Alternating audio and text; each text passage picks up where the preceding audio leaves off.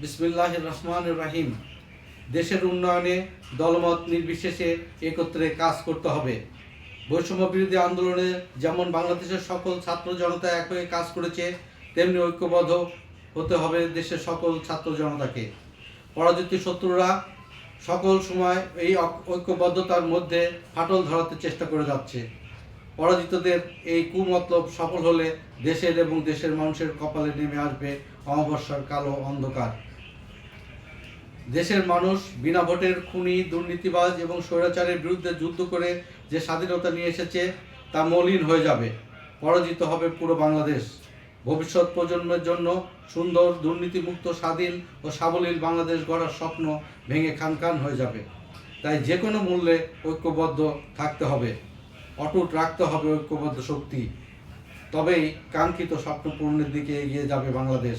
ধন্যবাদ। বাংলাদেশ চিরজীবী হোক।